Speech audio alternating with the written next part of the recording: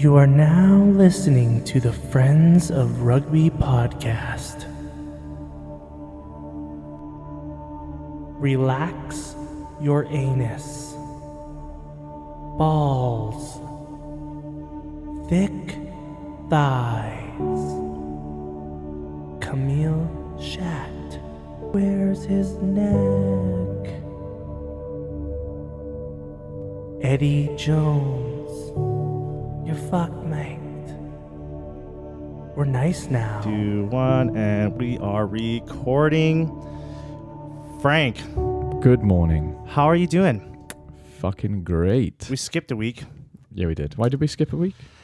because Edmonton was in a once-in-a-lifetime event. Oh, yeah. The Stanley Stanley's Cup Cup. playoffs. Final ever game. It broke my heart. Yeah, I was quite sad. Last time they were in the Stanley Cup finals, I was living in New Zealand, Yeah. and I begged the guy whose house I was renovating to put it on TV because he was gloating about he had this satellite dish. Ugh. And he's like, oh, yeah, I can get every channel ever. So, This is back in the days of Sky, isn't it? yeah. So, And he's like, I got this satellite dish. I can get every channel.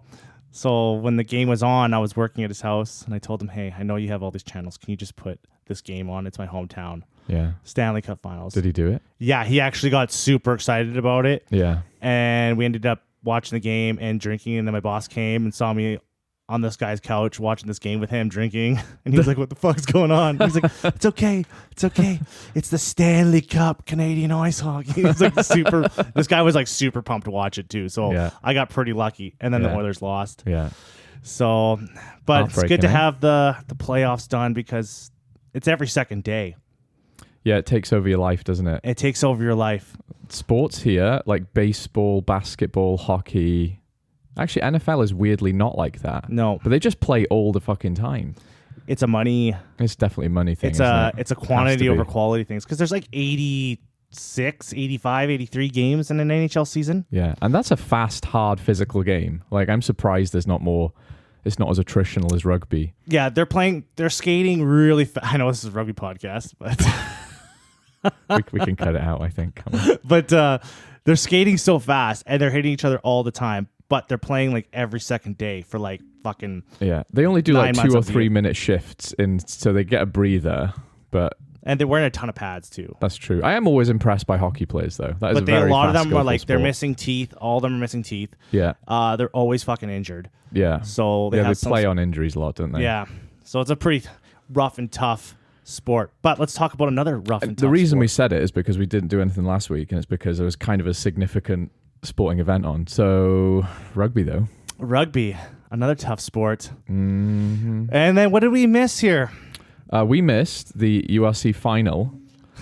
And I think first I should say I'm going to keep writing Glasgow off and call this a fluke. Who called this game? Neither of us. Yes, I did. Did you? Yes, I went with Glasgow for the I win. wish I'd kept my... And you're depth like, chart. really? And then you doubled down on your hate, on your Glasgow Yeah, hate. I had And to. I was like, I no, had I'm to done. at that point. They proved us wrong I too don't many hate them. I don't hate them. I just doubt them. I think they're a great, scrappy gang of lads, you know? This is probably Glasgow winning the championship is probably one of the hardest URC or like since the Celtic League has been a thing. It's got to be one of the hardest routes for a team to go and win a championship Since the South Africans joined, yeah. because they had to go do a number on. Well, Bulls at home is hard enough. They went to Stormers at home. Yeah, Then they went to Munster at home. yeah, Then they went to Bulls at home yeah. and still won. I think Munster are the weak link there. I think they flattered to deceive in the last few games of the season because when they played Ospreys, yeah, they won comfortably, but they didn't look like they were gonna. They didn't have any X factor to them. When you watch those 3 games, when you watch the games, Glasgow stepped up another level. They did, yeah. I'm not trying to take away And I from don't them. think anyone was. I think a lot of people. I think everyone underestimated them. I think everyone yeah. did what the Friends of Rugby podcast did and really kind of wrote them off. Yeah, 100%. Yeah. Because when they beat Munster, everyone's like, "Well, the Bulls are going to be the champions," yeah, I did. and that was it. That was they were just. People don't win in the regular season that often in South Africa, though. You know that travel and that altitude, that's a significant disadvantage for a team. And also, everyone was like how everyone thought the Bulls were going to win and their strengths, like Glasgow conquered. Yeah. Like Glasgow's forward pack, like stepped up huge.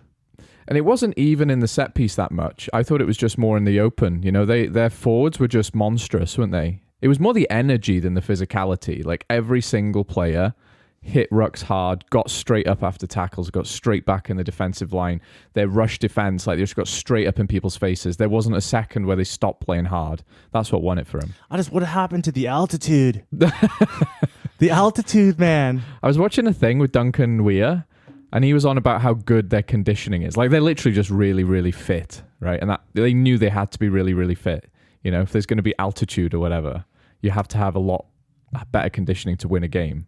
They knew what they were doing, basically. It wasn't a fluke. And the Bulls just couldn't keep Glasgow away. Like Glasgow just consistently stayed in the game. I thought the Bulls played a bit arrogantly. I thought they started a bit slow and they looked to be using straight up the middle runners a lot, and they thought we'll just go through the middle. And I think the strange thing was it wasn't working all that well for them, and they didn't change tactics, right? That whole game felt a little bit like the Bulls thought they were going to win right up until the end almost. And they thought all it's going to take is the dam breaking and we'll walk through them. And it never happened, and they didn't change their tactics, you know? I like a lot of the comments online too was how Willie LaRue wasn't playing. Like, we would have had Willie LaRue. It would have been a completely different game. Yeah. Excuse me for saying, but that's such a South African attitude. It's just like, oh yeah, when we get our Springboks back, and it's like, play your best team then. But this game had me on the edge of my seat.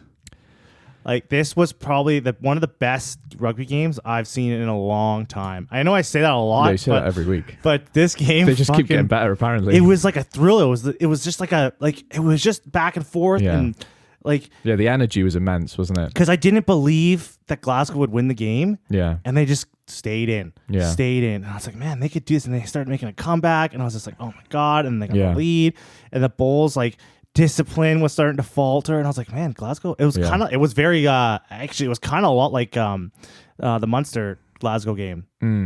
Like Glasgow just kind of just would not die. Away. Yeah, they were just punching him in the face, and they're like, no, yeah, we're still alive. We're still alive. Yeah, you're happy about it though, eh? Like Glasgow even beat them in the scrum. Yeah. Not every scrum, but they looked overall dominant. They had They had the better scrum that day. Yeah. Just everything was clicking for them. Yeah. But you happy about that? Yeah. Yeah. This is I think in the last 5 years, this is like the fifth different team or something like that. Fourth different team. Yeah. Because he had Benetton, Stormers, Munster, Glasgow is the last four, right? And then who won it before that? Leinster? Yeah, I think so. It had to be in Leinster. Yeah, I think so. So he had 5 years, 5 different teams. Yeah, from different countries as well. 4 different countries. That's good. So that's asking about a healthy league. I think so. And I think it's for the narrative around the URC, for Glasgow to win this too. I think that's beneficial for the URC as a whole. Yeah. To see because I think everyone, even you and I, all year was just like, this is going to be a South African Ireland season. Yeah. And it was. It was, but it didn't. Glasgow were never not up there, mind. You know, they were never not up there. Surprisingly, like I said, I keep writing them off. I might stop one day, but it's not today. You know, you have to stop writing them off now. They're the champions. No, not going to do that. They're the best team in the URC. I'm going to double down, and as soon as we hit the start next season, I'm going to say no. They can't. They're going to be an emotional hangover from that. They're not going to be able to keep it up. They're going to come back and be dominant. Yeah, imagine a Glasgow dynasty. 10 years of Glasgow dominance. Oh, that would be cool. I'll still be writing them off. Well, also, if do you have anything else to say about this? Because I just wanted to brush over the URC. No, not really. Great game. Really happy Glasgow won. As much as I take the piss, I thought it was awesome. Really happy to see that the allure, the kind of, they're playing in South Africa at altitude almost has a magic to it. An unbreakable curse even. I'm glad that's not a thing. I mean, it is a thing, but people know how to work around it, right? So I'm happy that it's not going to ruin the league because people just can't win in South Africa. We definitely can. I'm gonna throw a curveball topic here to talk about. Mm. Don't worry, it's gonna be a topic you're gonna really want to talk about. Yeah. Can Are you already scared? see in your eye. No, I can see the little mischievous glint in your eyes. You're going to say something. Whales are shit. Something. I want to talk about it is something about whales. I want to talk about Wales' new master plan. Oh, okay. Yes. You'll have to tell me. Oh, the document. Yeah, come on, man. The magic scroll. Don't tell me you didn't fucking No, read I read it. Yeah, the magic scroll. Yeah. Yeah. Um, What were your thoughts on that? It was generic. It promised a lot of things without offering a route. But Yes. I think that was always the point of it. Like I told you the other day, this is always about money, right? Mhm. They made all the right noises in that document. You know, we want to retain male players who are leaving the sport for football, and there's scope to bring more women into the game, which is very doable. All these things make perfect sense, right? How do we get kids interested? All these make sense. These are good ideas. They're obvious ideas, but they're the right ideas. There's not a lot of substance in terms of how it's done, but they've explicitly said that's not going to happen till October anyway. So, Because when you read the document, yeah, it had like their goals, yeah, right? And then it goes over to another section, yeah. but it was just more goals. Yeah. And you're expecting it to be, this is what we want to do, Yeah. and this is how we're going to get it done. Yeah. But it wasn't. It was like, this is our goal, Yeah. and then right beside it was, Here's another goal. and here's another goal. So it was just a Yeah. lot of goal setting. Yeah, but And- that's what I'm saying. Like I read all the stuff online about people complaining about just what you're saying. Yes, but that was the point of that document. It's about setting goals. And it would be good if next to it was like, here's how we're going to do that. But like I said, they're not. They said Abby Tierney said the CEO or whatever she is of Welsh Rugby. That'll happen in October when they've done the report. I found it more interesting listening to Scrum 5, the Welsh Rugby podcast on the BBC, where they interviewed her. And what they're saying is it's a financial situation. Obviously everyone knew it was about money, but unless they've actually done the kind of the accounting for it, nothing will change, and they're going to change that in October. So, long story short, I don't think anything's changed in Welsh Rugby. We're going to have about 2 or 3 really shit years, and then we'll get better. Yeah, because they were. What was I going to say here? With the goal setting that they came up with, Yeah. like they are going to have. I think in October they're going to start releasing actual strategies of what they're going to do. Yeah, around the finances, right? And I was kind of like, why? What's with the? I was kind of him and hawing why they would split that up. Like, why don't you just get all like instead of having this media backlash? Like, okay, yeah, you said you're going to do a bunch of stuff, but what are you going to do about it? Yeah. Like, why didn't you just do that all at the same time? I'm not going to give you a funny answer. I'm going to give you a serious, boring answer, right? Because Wales have gone through a really shit time, and we had allegations of sexual assault, abuse, misogyny. I don't know if those are the right words to describe it even, but you know what I mean? Like there was some horrific things going on in the WIU. So we've replaced our leadership. They can't sit there and do nothing for a year, right? They can't come on board and say nothing to the public. They have to release something. That's what they're doing. They're saying, this is our plan. Bear with us while we figure it out. To me, it's as simple as that, you know? What do you think are some kind of strategies they might do? What are some things you think you might see? Yeah, so I was talking to you about this the other day, right? So there's 2 things which I think... Well, first thing to say is they are in a lot of debt, right? COVID destroyed Welsh Rugby financially. Like the WRU is still in, like, I think they said it was like 15 million or 30 million or something, like a lot of fucking money. Long story short, she was talking about whether we keep 4 regions in Wales, and a lot of people have been speculating the best thing for Wales to do is to go down to 3. And she alluded to, rather than go down to 3 or 2 regions, you keep 4, but you just give 1 region or 2 regions more money than the others. And that makes sense to me. And that's what like Ireland do. Is what they historically did. Yeah. Because Connacht used to be a development region, right? Yeah. And I think that's the way to do it. Because like, at the end of the day, you can't just shut down a region. These are private businesses. They're not owned by the WO. You can't just go to the Dragons and be like, you're closed now. It's like, no, it's a privately owned business. You can't just tell them to do that. But what you can do is take their money away, right? And say you're a development region. If one of your players is good, he'll probably move to Cardiff or Swansea eventually. What do you think about that idea? I think I don't love it, but it's the best, most practical solution. I do too. I kind of really like it. Yeah, Because you've seen it work. Yeah, And since like Connacht has been like the historic, like especially when we talk about Connacht, them being a historically like development side, they have really built their club up through that being a development side, and like they're becoming more and more and more successful. They are. They like to wear the underdog label a bit better. You know, there's less expectation, which means they've got more freedom to play. So I think you could apply that. You know, who would be those regions that would become like development regions? I think it would be Scarlets and Dragons because they're smaller populations than Cardiff and Swansea. They get less attendance, etc., etc. Right? And like I don't love it because it's cruel. What I would love is we had enough money to fund our regions properly. And I think it takes pressure off of the Scarlets and the Dragons too. It does, because you know what to expect from them. Yeah, these are your development teams. Yeah, they're still pro. Yeah, right. But anything they achieve is like above and beyond. Yeah, and you're expecting that, right? Yeah. And then when it turns to like, so it puts less pressure on them, puts more pressure on Cardiff and Ospreys, which they should be able to handle, right? Yeah, because they should be able to like get players, purchase players from overseas to help, you know, build up the team. So those, it kind of builds up that. So now you're expecting Ospreys and like Cardiff to be more competitive. Yeah. Right, and being able to keep the players and getting the best players just on two teams too is. I think if they do this, if they do the strategy how we think they're gonna do it, I think it'll pay dividends. Totally. Wales aren't a million miles away from being not good, but winning games, right? Because I watched Cardiff's season. Oh, I disagree with you on that. I don't think they're a million miles away from being World Cup champions. Look what they've accomplished. To say that Wales are like far away from being World Cup champions, I think is kind of naive, especially with how much they punch above their weight.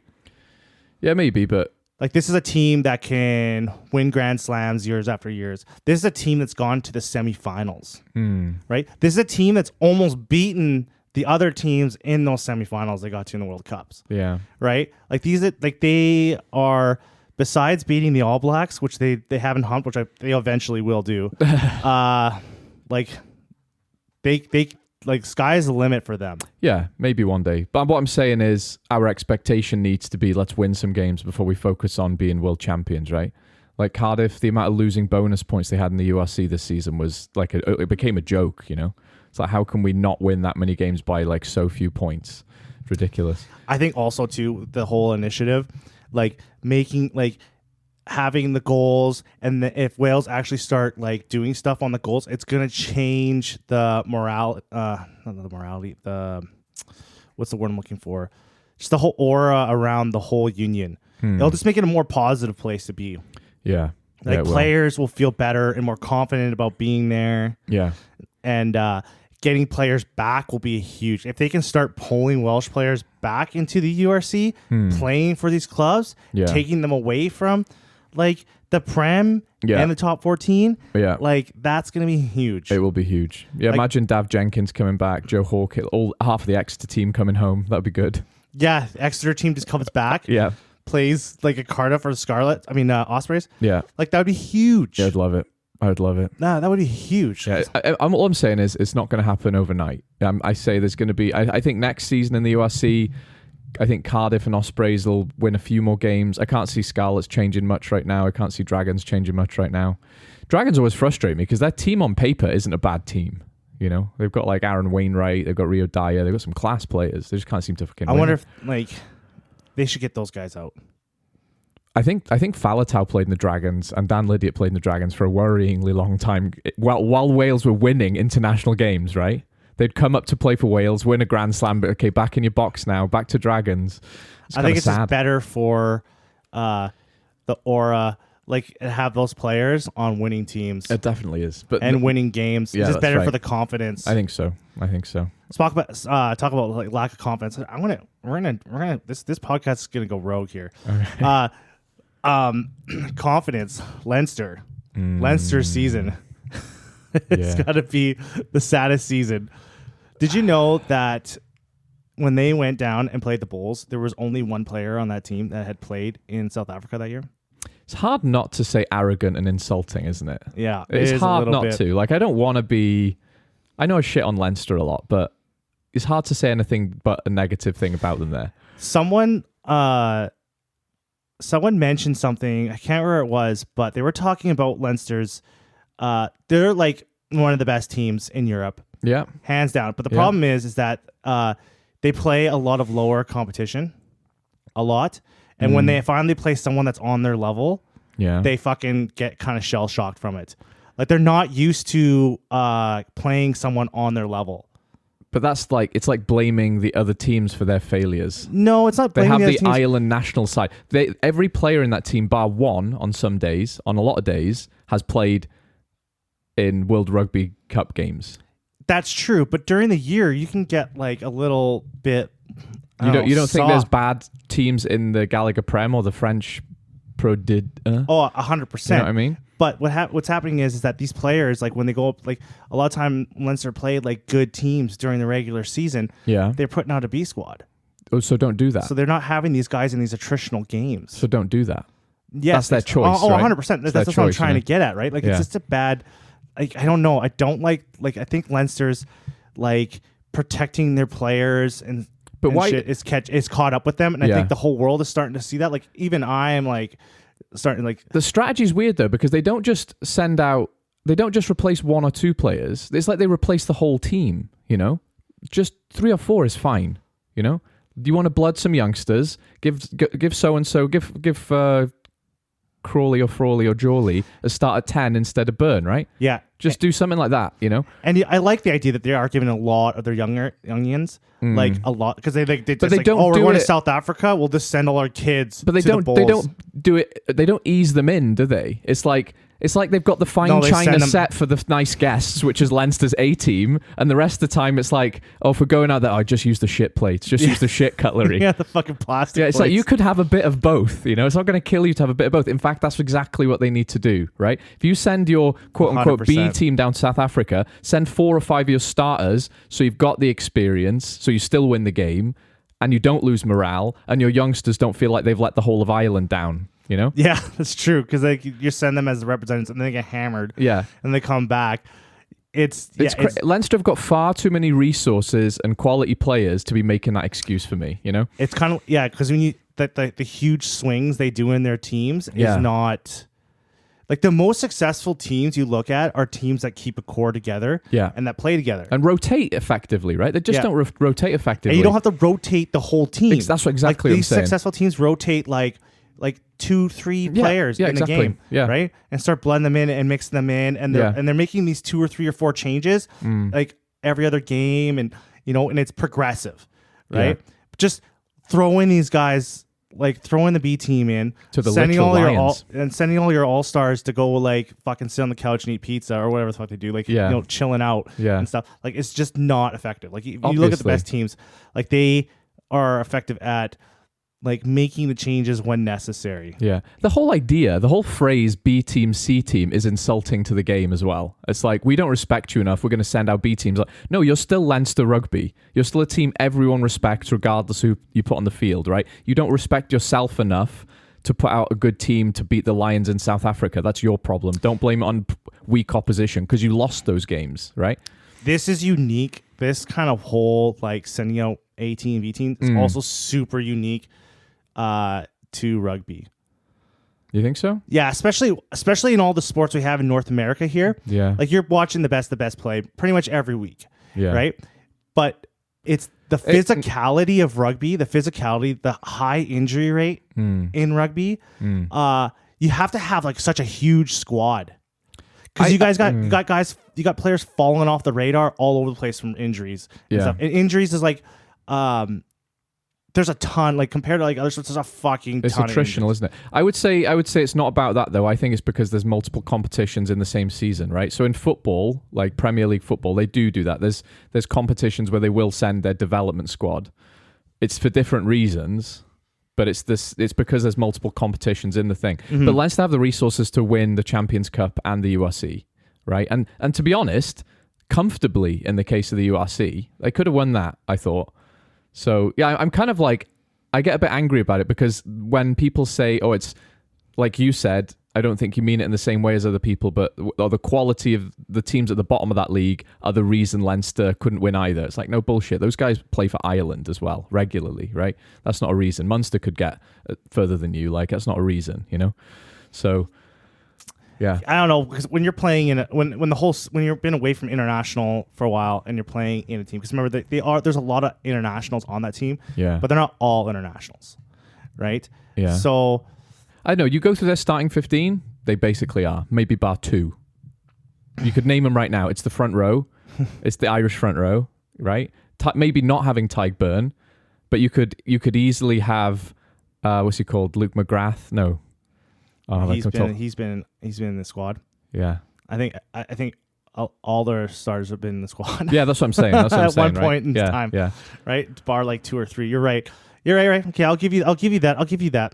You made me Leinster hate again. That's what you're doing, wasn't it? You just Everyone bait. Leinster hates. Whatever. Carter's going to be the new Leinster. All right, I'd be So, happy with that. okay. I'd be happy to. And then be you'll the be team. like, all Cardiff start doing all the shit that Leinster's doing. Yeah. But all of a sudden, they'll be totally cool with you. Yeah. You'd be like, oh, they're so smart to like, rest their players and send another team. You'll be like, just fucking just. The reason Cardiff aren't doing well this season because the Dragons. Actually, we need better quality opposition. Yeah, you'll just flip the script like everything. I would love that. I would love it. But you know though, it's like, look at Leinster, right? And they've got Jack Nienaber in charge and Leo Cullen, who historically, and they've got RG Snyman coming in. They've got one of the Barretts coming in. Like, they've got to be thinking, what the fuck are we doing wrong? It couldn't have more advantages. URC is a very competitive league.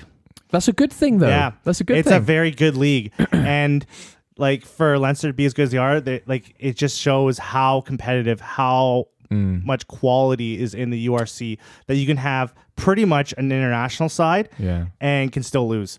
If you take your foot off the gas pedal a little bit, you could lose in the URC. And I think that's my problem with them. If they made some very obvious decisions the right way, they would win comfortably in some cases. And right? we're just assuming. We're still assuming. We're still assuming that the reason why Leinster lost is because of their wild changes. We're still assuming that they lost because, the guys didn't play in South Africa enough and weren't used to it. Like, we're making all assumptions, right?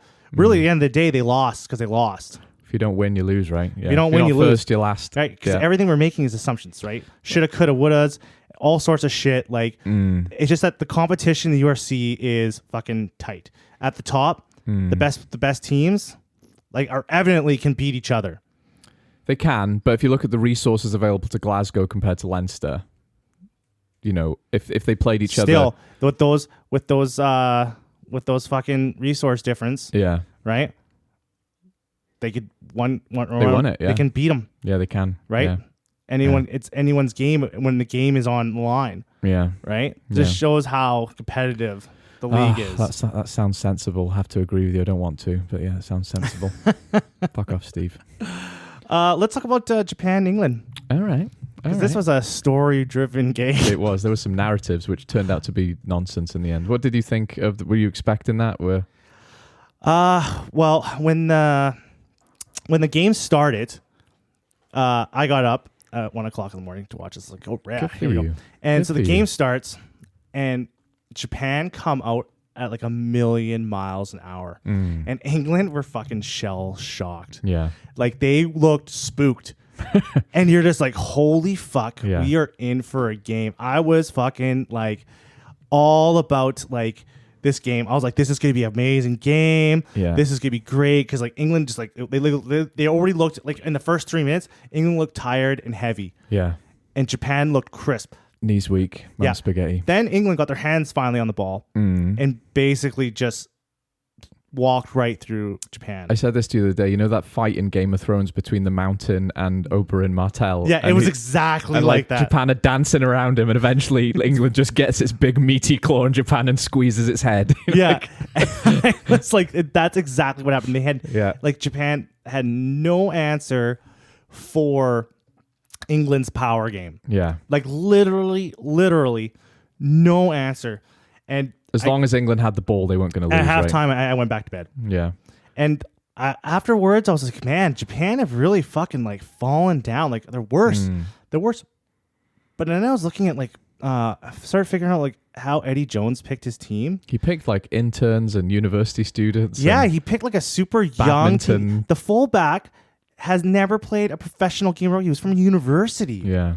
And I was like, like he is really like sold on like starting from scratch. Yeah. Like he has this like They're starting from scratch though, and they're picking experienced rookies, you know, who've played a bit of.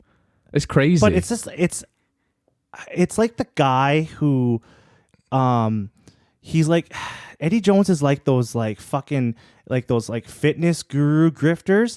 They have like a certain way that they think like everyone should like work out or eat Yeah. or take a supplement. Yeah. And they're like, this is the way to work. and it's pseudoscience. And they just continuously double down on it, no Yeah. matter about how much research or anything tells them, hey, Yeah. this is not the best way. Like, no, Yeah. this is like, you don't know, keto diet is the best diet. It's Yeah. the only diet you should do, and blah, Yeah. blah. And like research is like, well, actually, you should have this, and this, and this. Like, Yeah. no. And they just like 10 years down the line, they're still talking about like shit that's like 10 years old. Totally. And, like, Yeah. science is completely like debuffed and stuff. He's so desperate to be on the periphery and have some magical groundbreaking innovation in rugby that he's letting down countries. He's let down Australian rugby. He's let down Japanese rugby, right? Because he's just like, why not pick the best players? Yeah. And then slowly start like this again. This is like a theme. Like he is the exact opposite of like Andy Farrell and Razzie Rasmuth. And Razzie. He's just obsessed with like having this like start from scratch team. No, I'm gonna turn these kids into an international powerhouse, even though like their balls dropped last week. Because he's the only ego in the room, right? Like if you stand up to him, I think this is why he never picked Danny Cipriani in England as well. It's like you're not allowed to have an opinion that he doesn't share. He has to be the guy who has all the knowledge and has all these secret plans that you don't need to know about yet, keeps everyone in the dark, unveils his master plan and plays a fucking university student at fullback against England. Imagine if he coached Scotland. Like Finn Russell would never, and Stuart Hogg would never be on the team. No, they wouldn't be close. Yeah. Yeah. And then Scotland would be ranked like You could say that about so many 30th teams, in though. the world. Do you know what I mean? You could say that about so many teams like that. As much as I want to like Eddie Jones and the drama he brings to rugby, he is annoying me now because he let Australian rugby down big time, right? He put a nail in their coffin. he destroyed people's like fucking careers. He did, exactly. And if he does that in Japan as well, a country where rugby is blossoming, pun intended, and could be one of the future tier 1 nations sort of thing, that's a real kick in the teeth for world rugby, you know? Because I bet you he took a look at the best. He probably took a look at the best players in Japan, and he's like, "These aren't good enough, mate. Yeah. They're good, but they're not good enough." Right? Yeah. So then he like picks these fucking What's your kids criteria, that he Eddie? thinks he can turn into like international stars. Like, Yeah, he these wants are the to ones I mold want to them. develop. These are like you could have picked those good players. Yeah. You could have picked in, and then you could have started bringing in some kids slowly. Yeah, you're still not going to win games, but at least you're going to be way more competitive in those games. Like, yeah, the best players you have may not beat England, but they're not going to get fucking trounced like 50 something to like 10. Yeah. You know, the game will be more competitive, right? Yeah. And it's just a better way to. It just looks better overall instead of just getting hammered. Like he'd rather have those young kids just get fucking, destroyed on the field than have competitive games and actually weave in the younger talent. Do you remember the Brighton Miracle in, was it 2015? Mm-hmm. Everyone was so impressed with Eddie Jones then, rightfully so. But it wasn't the team he picked, it was how he made them play. He was one of the earlier guys. I mean, everyone's always known that fitness is important in rugby, right? Mm-hmm. But he knows, in terms of Japanese culture, if you get someone to focus on something, they will be magnificent at it. They devote themselves to doing that thing. He's like, we're just going to be the fittest team out there. And they were, right? They absolutely were. And it's like, he's decided this time his new revolutionary thing is going to be molding infants to be his genetic super soldiers or whatever. And it's like, that's never going to work ever. Like, you need the best players you've got available to you. Then you can coach them in whatever way you want. We don't know if it's not going to work ever because we don't have long-term studies because he leaves before he finishes anything. And let's be honest as well, like, we don't know a lot about Japanese rugby. Maybe that kid at fullback is genuinely the best player he's got. I don't know, right? But even did you see did you watch his little walk and talk with Jim Hamilton? I did, yeah. He's kind of got the way he's talking. He's kind of got one foot out the door already. Yeah.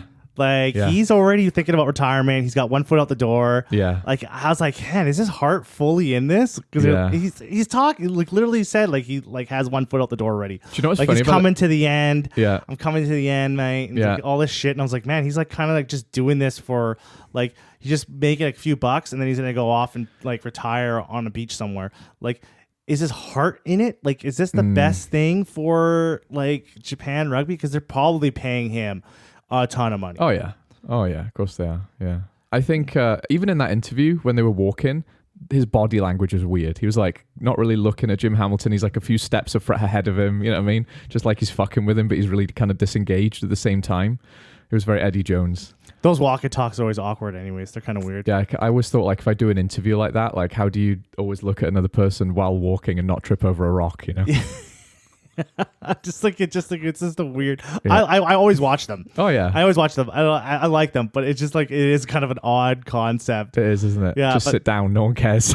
All the power to Jim Hamilton. Have you ever seen? Sorry, sideline. Have you ever seen Jim Hamilton's like kind of rugby travel show? No, I don't think so. Oh my god, you got to watch it. It's like he comes. He it's like this show where he travels for rugby, and yeah, it's supposed to be. It's kind of like a travel show, but. One, he goes to Hong Kong, he goes to Taiwan or something like that, and he goes to he goes to Hong Kong, he goes to Singapore, he goes to like South Africa, Yeah. and they're trying to make him like this funny like the travel Anthony guy. Bourdain of rugby. Yeah, Yeah. but it's like a comedy style. Like they're trying Yeah. to make him like what's the show where the guy brings his dad around and travels? Have you ever seen that one? I have, yeah, the English guy. Yeah. But like Jim Hamilton comes off as a fucking like asshole. And he's like hungover half the time. Yeah, and he's just like he like walks into this like Singaporean like hotel, and he's just like, I need a bed. Do you have like I'm like okay or no? It was in Singapore. The like woman speaks English, and he's Yeah. like, do you have like he just comes off as a fucking prick. Yeah. And I'm like, this isn't even funny. This is just cringe. Like Yeah. this is not like, and they're trying to make it funny. Yeah. like he's like this bumbling idiot traveling around, but he just comes off offensive and just like an Just asshole. comes, like slightly racist. You gotta watch. You'll know exactly what I'm talking yeah, about. I can already see it. Wales, South Africa. Oh my god. I didn't watch it live. I watched some extended highlights, so I didn't even watch like the full game because I thought we're just gonna get battered. And we did get battered. A lot of people are saying like, oh, we performed better than expected. Maybe. It was they had the whole like first half make you believe a little bit Yeah. But we still got battered. because I took two cards in that first half Yeah. and they still stayed in the game. Oh, that's the start to that game was catastrophic as well. It was like everything that could have gone wrong went wrong for Wales, and it was like this is not the thing. We do feel unlucky sometimes as well as shit, you know. I think the context for it though is that that really is not close to a Wales starting squad either. You know, like so. I give them a bit of credit because they basically faced, I'd say, like a 90% starting South African team against our maybe 20% South Wales starting team. So we're always going to lose that. There are some green shoots. Like I think Dewi Lake, as long as he can stay uninjured, is class. We've got a real problem with injuries, though. I don't think people are talking about that enough. It's not just that there's unavailable players. Like I think we've got one good tight head left right now to go Australia. And losing Jack Morgan, that guy can't catch a break, and he's supposed to be carrying the future of Wales on his shoulders. He can't even fucking stay fit. Like so, Gatlin chose a new captain, right? I think it was Dewi Lake was the captain, wasn't he? Yeah. Yeah, he's it? captain before. Yeah. I thought it was, but in the Six Nations, it was, No, he was kind of well in the Six Nations it was Dav Jenkins, Yeah. and then the World Cup I think it was Jack Morgan / Dewi Lake. So he's been, and Dewi Lake captained the Wales under-20s when we beat the All Blacks, so he knows what he's doing. Jack Morgan like hates international rugby. I guess so. He just Yeah. fucking always I gets guess so. injured. Yeah, he'll have one stormer and then but he's so young, right? Like it's another thing. I think I was reading some statistic like our average age is 25 or something like that. It's crazy young. And we've got like Ebenezer has more caps than our entire pack or something like that. Yeah. So what did people think was going to happen? This was for money, right? This was for money. It was a run out. We got some experience. We lost. We got the shit kicked out of us. Whatever. That's as much. Yeah, I don't think there was was too much to take from this game. exactly. Yeah. I know, like South Africa's like, oh, we didn't play good enough. Yeah, I'm like, yeah. hey guys, come on, just go Yeah. relax. I mean, that's good for them though. Have some standards, right? You're the world champions. I've got no problem with that. You know, if you think you didn't play well, good. But I've got not much takeaway from it really. You know, Yeah. it was a money outing where we had half a team. I want to talk about these internationals next week, All right. but one last time because we're good on time here. One last thing I want to mention here is Leicester Tigers. Big signing. Michael Cheika. Michael Cheika is Yeah. going to be the new head coach at Leicester Tigers.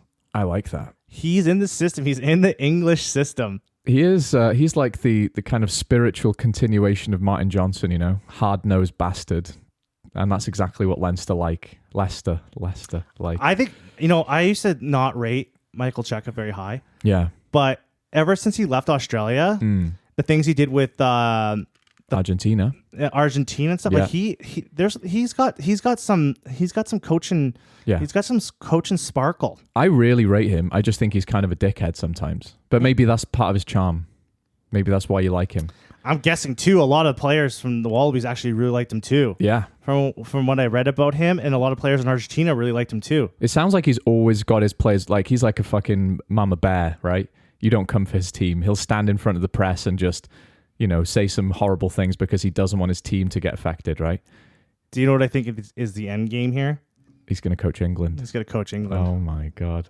I think Steve Borthwick actually is turning a corner, but that would be I don't cool. think he's like, I think we were like, he was, remember, like we all thought he was going to build from the World Cup. Yeah. And then he completely did not. You don't think so? No. I think he is. I really thought he was turning the team into some kind of monster. And they had a lot of highs and lows in that Six Nations. Yeah. Right? Like they beat England. I mean, they beat Ireland. Yeah. And no one else did. they barely beat Wales. Yeah, They beat Argentina. Did they beat Argentina? Yeah. Argentina in the Six Nations. No, I mean Italy. Yeah. They barely They made a meal of it. Yeah. Yeah. So it's like they had a lot of like fucking like up and down performances here and there. I thought they might even win the Six Nations. I don't know. He just hasn't like reached that level of what I thought he was going to reach. I think he's kind of underperformed. The narrative was that they were really focused on defense, right? And you could see that the defense was really good, even in the games that they made hard work of. And then there was some interview with one of their players where someone had criticized Borthwick saying, like, you don't focus on attack enough. You've got Welsh legend Emmanuel Feo-Barbosa on the wing. Fucking use him, right? Mm-hmm. And then one of the players was saying, all we've done this week is practice attacking, right? Because we heard your criticism. Steve heard your criticism, and that's what we wanted to do. Obviously, I'm paraphrasing. And when they came out against Ireland, they attacked, right? Ollie Lawrence, Ben Earl were tearing it up. And I think that for me was a turn of a corner. And then I'm really excited. Yeah, they destroyed Japan. But I actually thought, as much as you had said, they're really physical, I thought when Marcus Smith had the ball, he looked unreal. There were some players on there who showed some real attacking threat.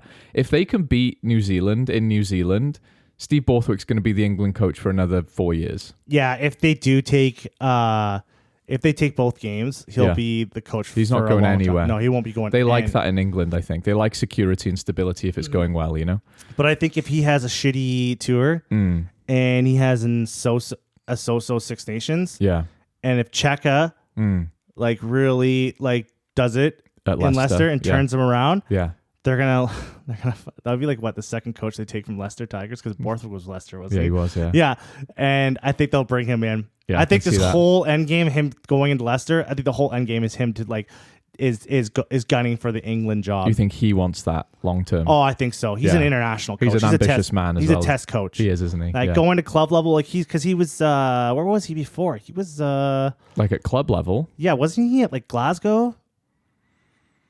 Don't think so. Michael Cheika was. No, he coached Super Rugby. I can't remember which Australian team. Let's like Google him up, because he did coach. I think he coached in the URC. I don't think he did, but I could be wrong. But I'll have a look now. But what you're saying is his ambition, not England's ambition, is to coach England. I think English rugby have him kind of on the radar too. Do you think so? Yeah, I bet you. Yeah. He was at Leinster from 2005 to 2010. Yes. Yeah. Yeah. And then he went to Stade Francais a couple of years, did Waratahs for a couple of years before he was Australia. And wow, he was at Australia from 2014 to 2019. That's much longer than I remember it, actually. And then, because he took over and then they went to the final in 2015. yeah. He's only been at Argentina a year, 2022 to 23. I thought he was doing a great job. He beat everyone. Yeah, he did. I think Yeah. they beat everyone that year. He in was a calendar year. Yeah, I think the only team he didn't beat was Ireland, and he beat Right. every other team. And that's weird that he's only stayed there for a year. Why would... They were going places. That's weird to me. Something fishy's going on. I don't know if it was. Or it's just money. It might have been money. It might have been. There could be a few factors. My idea was that he was kind of gunning for another job at a bigger union. So, and I think now that this Leicester thing has come out of the woodwork and stuff, I feel like this is the master plan of Michael Cheika. Yeah. And having Michael Cheika as the England coach is the most fitting coach. It is, isn't it? Yeah. Yeah. Just absolute hard-nosed bastard. Yeah, he's super emotional. Like, he's. Yeah. But I think he's a good coach. I think he would do. I think England could use a coach That's like that's a cool. Michael That's Cheika. a nice fit. That's a nice fit. Yeah. England love that siege mentality. Everyone hates us, so fuck you. Yeah. That's Michael Cheika as well, isn't it? You know, you hate me, fuck you. We're gonna play some fucking rugby. Well, let's keep this going. Let's go into these internationals next week. We got England, New Zealand. I it think- is here. It is finally here. It is actually. This is gonna be a big weekend of rugby, isn't it? Yeah. I think we just said the thing I really wanted to say about that, which is this is gonna decide Steve Borthwick's future for me. You know, they don't have to even win for him to be considered a good England coach. They just need to play well, right? Have like 2 close games. Really close games, and people can say England have a real attacking threat, right? That's the thing for me. England need to show that they can attack. Seen some shoots there. You can't play defensively against New Zealand. Let us not forget, England know how to beat New Zealand on their day, right? If England play as good as they can play, they know they can beat New Zealand. New Zealand are a big unknown right now. Scott Robertson. His team did look pretty familiar. Scott Robertson's team. I was surprised by that. You're right. I thought there was a lot more retirements than I realized. There was like having Satutu not picked was a big drama with him. Yeah. But like he's got his core. He does. He's got his core boys. Yeah. What's his nuts? Fuck, who is the Crusaders 10? He's playing in Japan now. Mwanga. Yeah, he's staying in Japan. Yeah. So I think they were trying to drag him back. But I think he's got all the tools. They're gonna have a pretty decent team. Yeah, they are. So it just depends on. I think this comes down to he's got all the talent He does. he needs. It really comes down to him strategizing for Test rugby and how he changes the All Blacks. Yeah. And yeah, it's hard to call. It is hard to call. Is Scott Robertson the key? Is he is he good enough to prepare a team for Test rugby, or has he been coaching Super Rugby too long and then he gets up there and it's like a completely different ball game? I think the evidence we have so far is Crusaders' season after he left. It was shit by their standards. They've gone from being the most dominant club team probably in the world in the last sort of 10 years to like an afterthought, and that was immediately after he left. So I would say it's like that in NFL. Is it Tom Brady or Bill Belichick? And it looks like it's Scott Robertson so far. Yeah, I'm really excited for that one because it is a bit of a battle of the coaches, isn't it? These two coaches have a lot to prove. They both have a lot to prove, yeah. Because this is, besides the semifinal, this is Borthwick's biggest test. It is. They're both men who seem very self-confident as well, right? They're both men who aren't going to buckle after one loss, right? They've both been in the trenches. They know what the game's about. They know how to deal with the media very well. They're not. Neither of them are very emotional people in front of the press, right? No. So I think they'll be fine either way. I mean, New Zealand are going to be favourites. I think it's like because Borthwick beat Ireland this year, which was a big feat. Yeah. But beating New Zealand at home. Yeah, exactly. That's a mountain. That isn't it? is a mountain climb. Yeah. Always is. So that's what I'm saying. They don't necessarily have to beat New Zealand for people to go Borthwick's all right, you know. They just have to attack well, stay in the game, show some development, and I think Borthwick will stay. I really have no idea how this game's going to go. I don't either. England could I know they're a powerful, strong team. too. Yeah. But New Zealand's a pretty strong team too. They got some big boys. They got some big boys. I was saying to my dad when I was back home a few weeks ago, right? Like we've said this before as well. The myth that New Zealand have weaknesses is a myth. They don't have a weak scrum, right? They don't have a weak set piece. They are physical as fuck. Their defense is amazing. Because they play South Africa so often, who are very physical. There's this myth that they crumble under pressure, but they'll sneak around the side and score a wonder try. No. Every facet of their game is as good as anyone else's, right? Really, when it comes down to the All Blacks losing, it's because of their discipline. Yeah.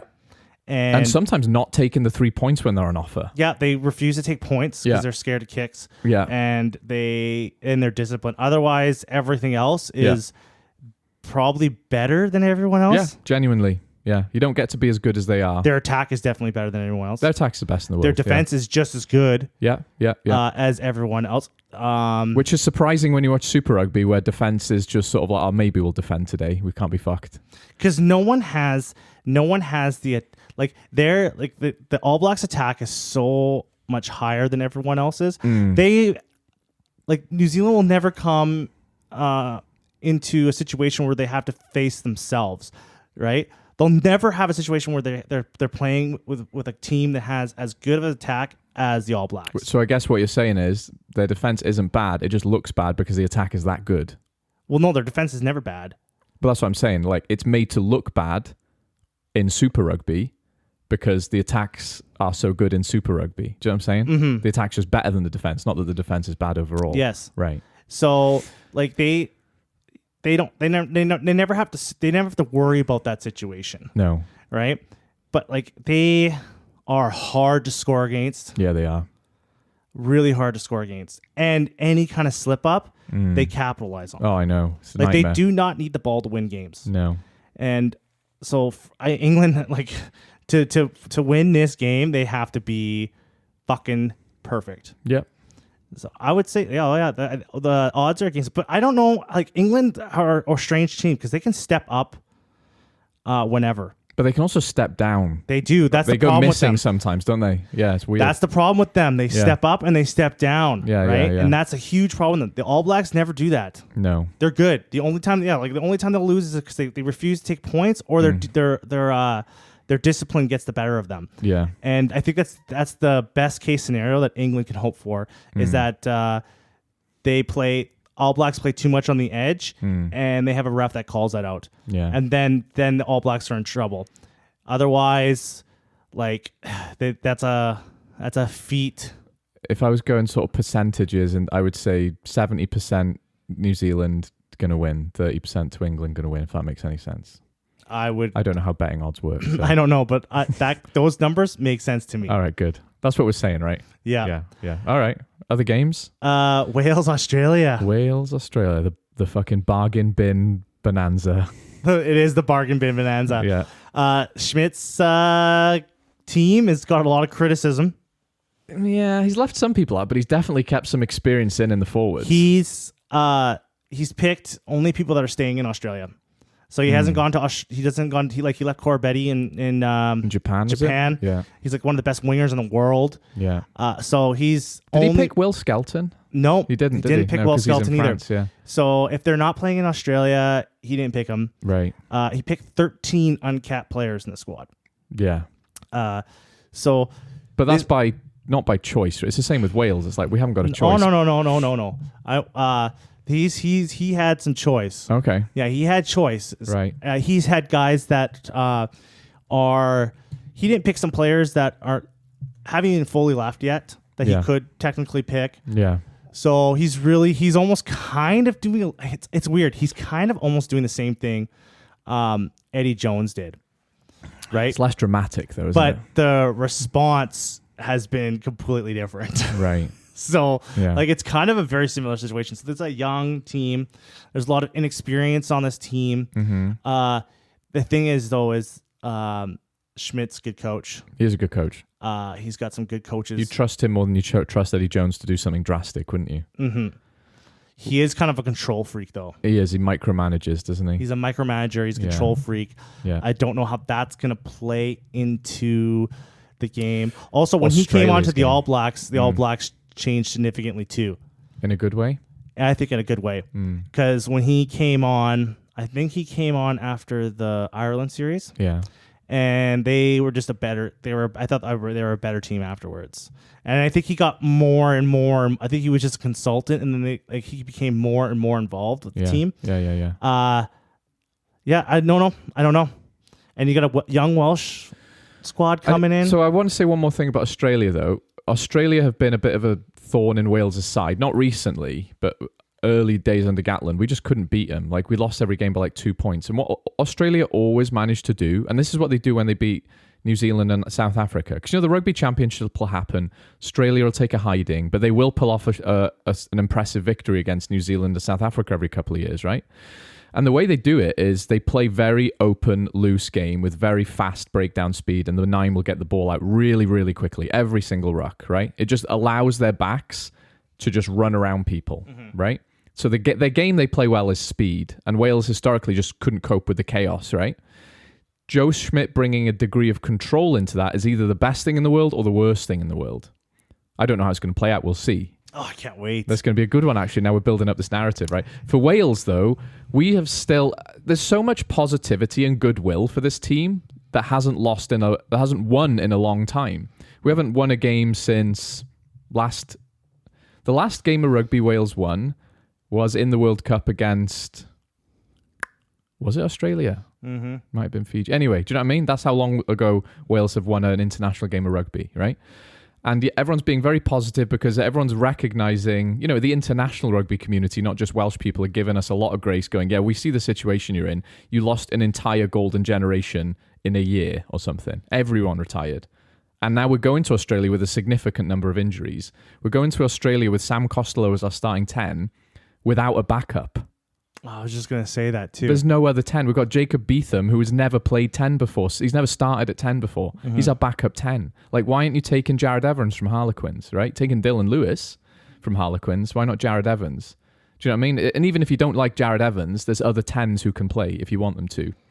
It's weird. I don't know what Gatland's up to. I don't know what he's up to too. He's making there could be some actual player stuff too. That we're not privy to. Yeah.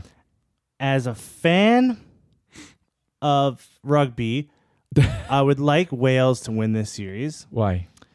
Because I'm just a fan of Wales. Okay. I like Wales.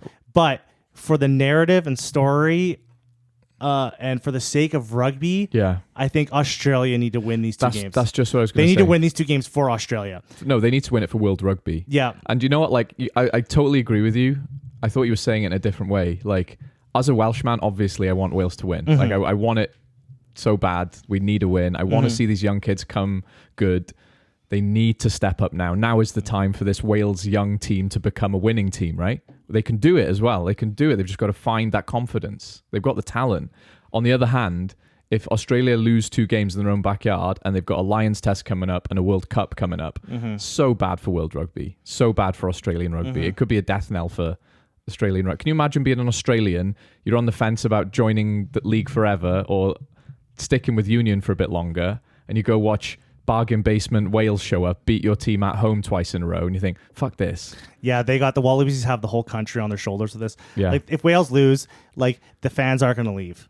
Yeah. Right? They're not going to go and just start watching the league. It's so much more a part of our culture than it is for Australia, right? And Australia the Wallabies need this win to bring in hype back into Union. Yeah. Bring the love of Union back into that country. Yeah. Because they've really kind of almost abandoned the game. Yeah, they almost have. Yeah, and so there's a lot more pressure, and there's just a lot more riding on the Wallabies winning. Yeah. So they need this. They need this win. It's just too bad it has to be Wales that are in front of them. Yeah. Like, if it was Ireland going over there, and then Ireland lost those 2 games, that would be huge for Australia. Yeah. Right? Or France or something like that. Someone even good. England. Someone who's won recently. Yeah. So Wales coming in too, they just it's just. Or even if Ireland or France went over there and beat the Wallabies, you can make the excuses well, okay, they're 2 of the best teams in the world, and Wales are developing, but they looked good in the games. Yeah. There's something there. Yeah. But if Wales come in being in the shamble game the shamble team that they've been in the last year, Yeah. and then they beat the Wallabies, that's gonna fucking put some nails in some coffins. Right, not just for Australia though, but it's bad news for World Rugby, right? Yeah, It's real bad news for World Rugby. so they need to like they have to fucking win these games. If I was like some kind of puppeteer who wanted the best for the game, and I don't give a shit about national ties, and I can decide these results, I would want Wales to win the first game, shock upset. The Australians like, fuck's sake, we suck. And then Australia win the second game in this dramatic comeback that brings the country together. And they make a movie about it with Matt Damon. I think even having a competitive series too Yeah. is like, I even think that'd probably be a negative.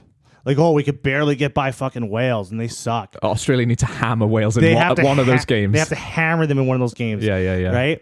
Have a close first game, Yeah. and then hammer them in the second game. And I think that would be the narrative. That would be one of the best case scenarios. Yeah. Like, yeah, if they just barely lose, and then the next game they fucking just hammer them. Yeah. That would be good moving forward into the rugby championship and bringing some eyes. I was just gonna talk about the rugby championship, because if Australia lose both of these games, I don't think they will lose both of these games, by the way.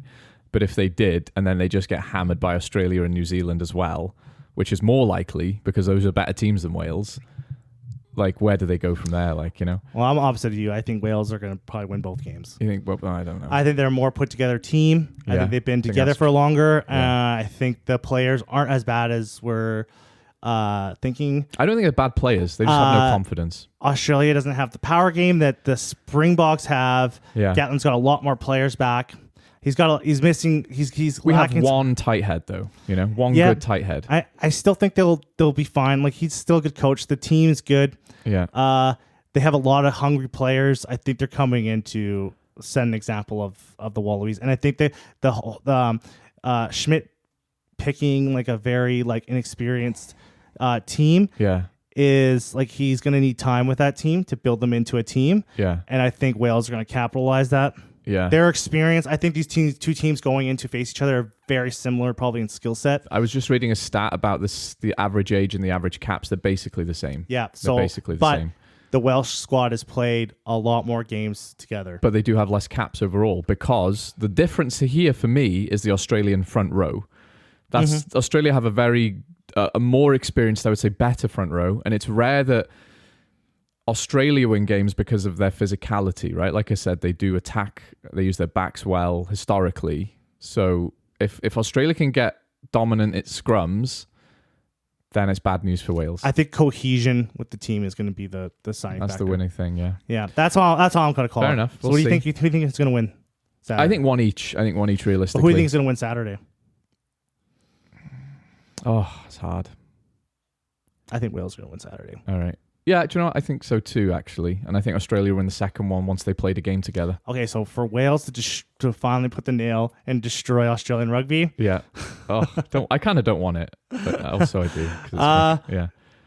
Ireland, The South big one. Africa. Oh, I just love how the South Africans are like, we need to prove we're the best in the world. It's like, Okay. no one thinks you're not. There is South Africans and the shit that's coming out of South They're Africa. losing their minds. They are fucking losing Like, their why is your- fucking minds about this series. I know. There's so much mental warfare going Yeah. on. There's so many I don't know, like, there's no one taking hurt you? a series more serious Yeah. in the world. I know. Like, this is like, they are fucking all over. They are. The media, Yeah. everyone is losing their Yeah. goddamn minds. You got Razzie like trying to like outplay Andy Farrell, Yeah. picking his team. Yeah. He's like, oh, I know what you're gonna do. Misspelling names, being all like Yeah. fake. You know, you just do it on purpose as well. Like, all these like rumors, these fake posts about people saying shit's not Yeah. real, and Yeah. all this like hate and Dale man, Ende saying they're calling Ireland arrogant. Etzebeth saying they disrespected us. Like, Yeah. where do you get this massive chip on your shoulder it is- from? Like, it's all this series is like so important for them. yeah. It's almost What are they like trying to prove? they want that number. Like, I feel like It's theirs. since they It's haven't beaten theirs. them, they haven't beaten Ireland in like 8 years. That's the thing. That's the genuine thing. It's yeah, like their yeah. chip on their shoulders. It's their like mountain that they haven't been able to climb in almost a decade. Yeah. And it's really like, because people are like, oh, we're the best in the world. Yeah. I'm like, yeah, but you haven't beaten Ireland in 8 years. Like you haven't. The last time you beat them was in 2016. That whilst that is true, I don't think South Africa need to prove this point as much as they think. No, they don't. do. They really don't. Right. The only thing that's holding this over their head is themselves. Yeah, that's what I'm saying. Because Ireland are a fantastic team, but they still haven't got out of a quarterfinal. They haven't got out of a quarterfinal. They don't know how to manage big tournaments. Apparently, now, I don't like. The World Cup's every 4 years. Yeah. Right. So there is like a thing where like, and you have to have everything go right. Yeah. The World Cup. There's a lot of factors. Things, there's a lot of luck, obviously, but it's hard to win a World Cup. Yeah. And they managed to do it twice in a row. Yeah. They don't really have they've proven themselves to be the best in the world, but you can always not to themselves that apparently. lingering Ireland over their heads is driving them fucking crazy. Yeah, it's crazy. I'm isn't it? all for it. And to be fair, I've slagged off the Irish media a lot. They're not even winding them up that much. No. They're just like, yeah, we're going to go and, we've got a strong squad. We're feeling pretty confident. It's hardly the most dramatic thing anyone's ever said. No. They're not like going, oh, South Africa are arrogant. They've disrespected us. Like, to be fair to the Irish media, they're just focusing on themselves and their own players. And it's weird that I'm saying that because usually the first to jump down their throat and be like, shut the fuck up, you arrogant fucks. It's almost, because the South African fans are talking like Ireland already think they won the series. I've never heard that. Everyone like in Ireland or Irish fans think that they there's a seem good kind of chance. nervous. They're kind of nervous. Yeah. Like the Irish provinces had very lackluster season. Yeah. Like they didn't reach any highs that they were going to. Yeah. They've already lost some big games. The Irish national squad, i.e. Leinster, couldn't beat the Bulls at home. Yeah. Never mind the entire South African. So they're rightfully respectful and a bit nervous, Key players not in their best. Jamison Gibson Park is a massive loss as well. He's injured, so he's not coming down. Yeah. No Johnny Sexton. There's a lot of factors. Yeah, the Leinster squad not excelling. Like if they would have hammered that URC in a Champions Cup, there'd probably be a ton more confidence going down there. Yeah. It's just it's a weird narrative, isn't it? I love it. Obviously, I love the drama. Yeah, but the seems one-sided, as I'm saying. Yeah, the Box fans are like their faces are in the mirror and they're screaming at themselves. Yeah, like you better fucking win this. You gotta do this. You gotta fucking win. You prove the world. You're the best. Everyone's laughing at us out there. Yeah. Nobody's Would you fuck laughing me? at you. I would fuck me. Shit like that, right? Yeah. Like they just fucking lose their minds, and it's it's fucking awesome. Yeah. But talking about that too, there's a lot. I think right now going into it and everything that's happened, and I 100% the Box have the edge. Yeah, I think so. The Box have the edge in this series. They've just got less injuries as well. They got less injuries. They've got a home advantage. Got home advantage. Yeah. Also, the literal world champions. Their players, their top players, are still playing in their prime. Yeah. We got a lot of top players that look like Tech Furlong, are one of our key anchors in our in Ireland's setup. He looks. Him and Porter look a bit knackered, don't they? They look knackered. Yeah. They look slow. They looked, and they're lacking in depth in the front row. Yeah. Department. They really got 110 they can count on. And this annoys me so much because I always get his name wrong. Kieran Frawley. Yep. Right? He, for me, is the guy who should have been playing a lot more games at 10 for Leinster. And if you'd have given him that time, he's nice. He's a nice backup for Jack Crowley. Yeah. Sorry. My brain is not good today. Crowley. I know. But, it's same with you too. It's they Jack have, Crowley, yeah. the media said this. Andy Farrell obviously sees something in Kieran Frawley too. Right. Because he's put him at 10. Where Leinster haven't. Yeah. So he sees something there too. I like Leinster him a lot. hasn't seen him. Yeah. Even Jacques Nienaber hasn't seen something. He hasn't put him there at 10. Yeah.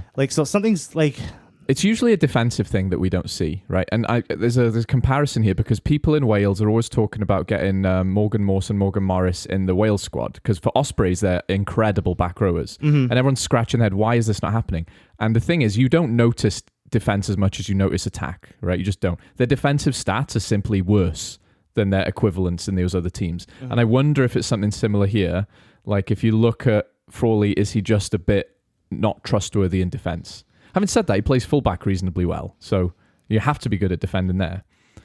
So I don't know what it is. There's a couple depths, especially scrum half losing Gibson Park. That's massive. Like that's a massive, especially for the whole game, the whole speed of their game too. Yeah. The control over the game too. Yeah. Like that's huge. That's going to be a huge mountain to climb for them. Yeah, that might decide it for me, honestly. It could possibly decide. Like the front row, like if Ireland's front row does not step up, like that can destroy it. And the control and speed of the game that we were missing from Gibson Park. Yeah. Because, like, Johnny Sexton's gone, but Gibson Park really stepped up. He became the new playmaker, didn't he? Yeah, and he's like the real, like, he sets the pace and the tempo. Yeah. And he's really good at reading the game. Yeah. His instincts are really well, and he really, and Ireland do play off 9 a lot. Yeah, he really filled in a bunch of, like, missing pieces that, like, since Sexton left. So that's going to be huge. On the other hand, I think the Springboks, their issue is I think they have too many options. And I think they have a lot of options right now. Boo-hoo. Yeah. And they don't know what the best setup is. They love playing in that place, though, where they can't quite figure out who's their best. Because every replacement... I always talk about Quagga Smith, right? Guy's a fucking rock star. You could play him at fullback, he'd be amazing. But he never starts, right? He'll come on in the 60th minute, win 19 turnovers, and disappear into the forest for a month. Right, the replacements they have, as much as you're right that it's weird it's unusual to have a totally settled South African squad. It doesn't matter because their depth, particularly at lock and the back row, is unreal. I think that their lock situation, I think lock versus lock, I think they're kind of even.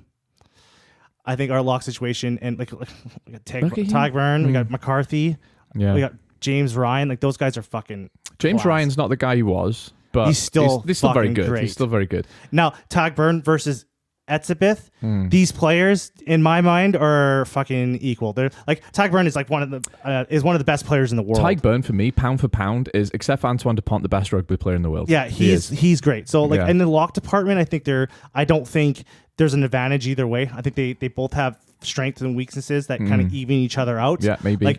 Like they're probably more powerful in South Africa, but the skill set is wider in Ireland. Yeah, true. So they kind of like cancel each other out. The front row hookers, I think Ireland are just as good as Sheehan is probably the best hooker in the world right now, but I would say South Africa's front row is better. Like Marks is back. Yeah. So like I think they're the hooker situation. I think they kind of cancel each other. The prop situation, I think South Africa has got It's got an edge. It got an edge. Yeah. The loose forwards.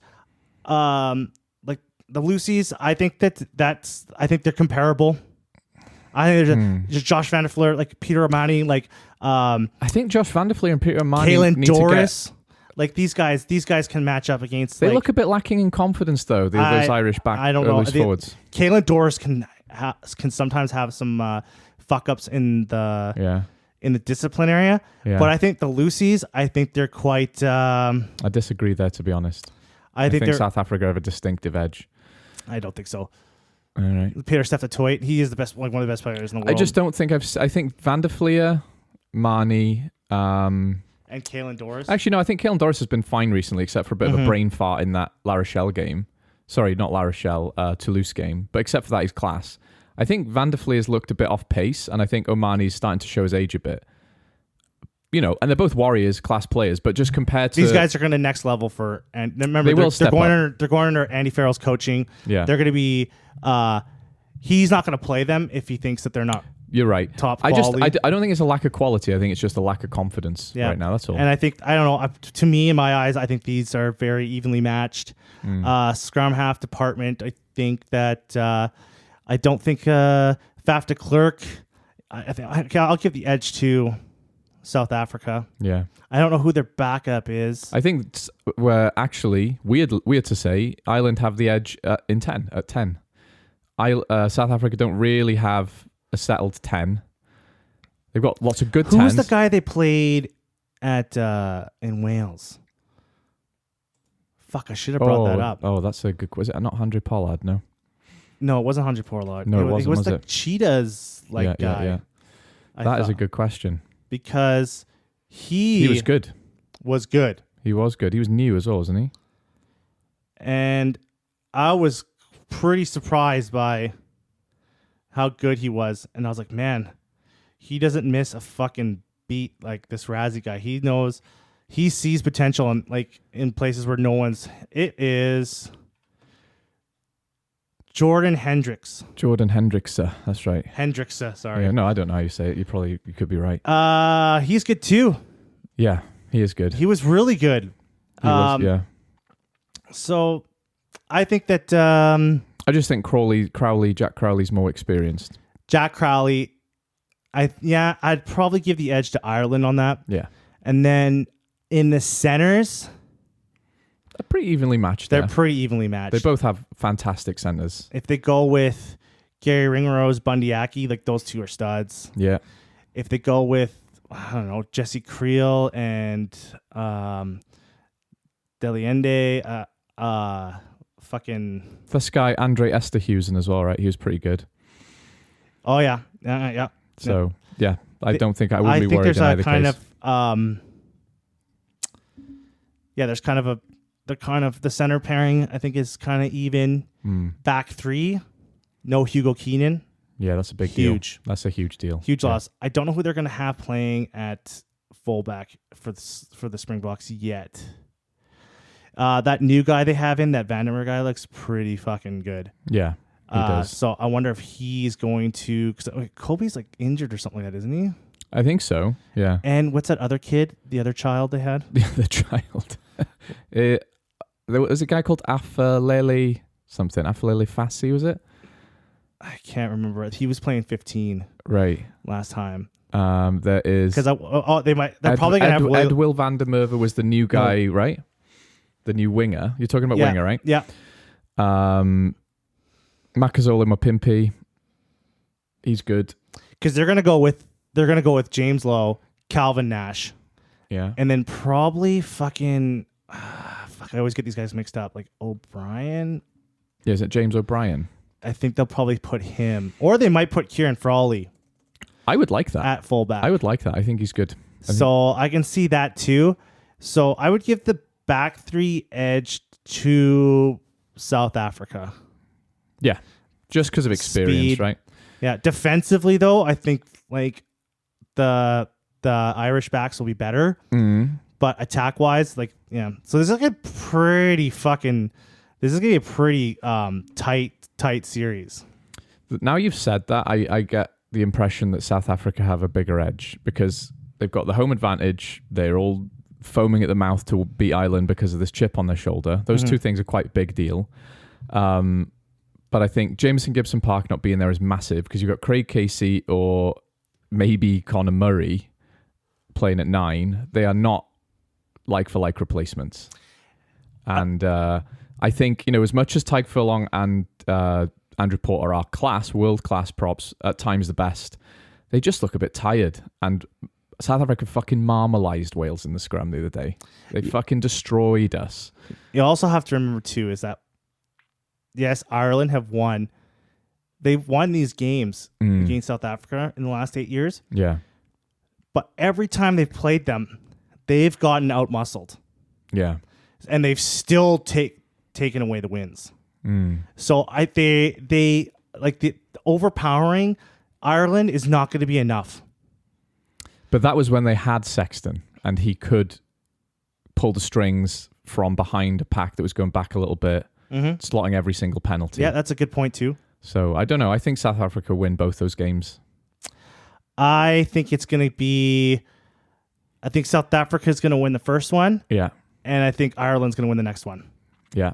It could equally happen. I'm not saying. I think they would be very close games in both situations. Yeah.